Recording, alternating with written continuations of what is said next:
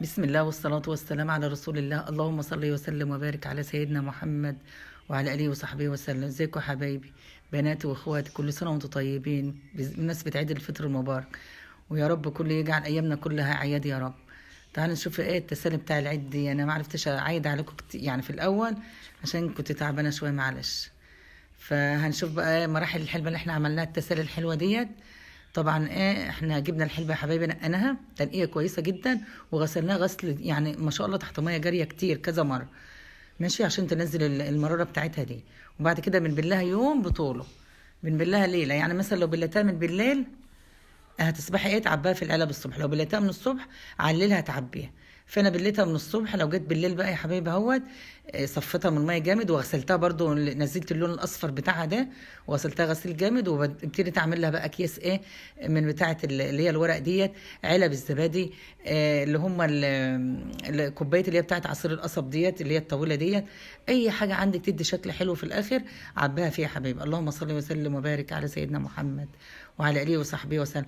لو وصلتوا معايا لحد كده يا حبايبي حطوا لي كومنت حلو كده ورايك يشرفنا وشجعنا كده، وافتحوا يا رب يا حبايبي فعلوا زر الجرس عشان كل جديد يوصل لكم مني باذن الله.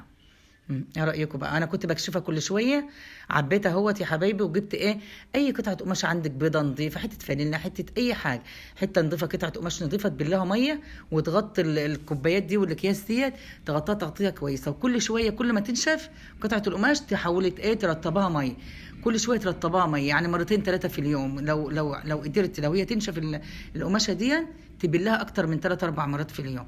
لما لحد الحلبه يا حبايبي انا بوريها كل شويه، بقيت اكشفها وايه واصور لكم منها مقطع كده تشوفهم اهيت. بس هي كانت دي في الاول كانت لسه ما اكتملتش.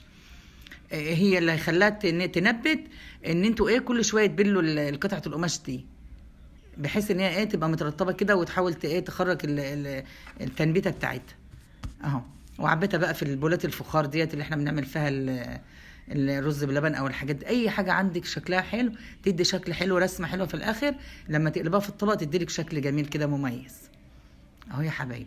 هنا كده كل شويه ان انا اكشفها اشوفها عملت ايه، فما شاء الله، واغطيها تاني وابل قطعه القماش زي ما انا بقول لحضراتكم كده. لما نبتت بقى خالص ما شاء الله، فكيتها قلبتها في الطبق، عطي شكل جميل جدا ما شاء الله.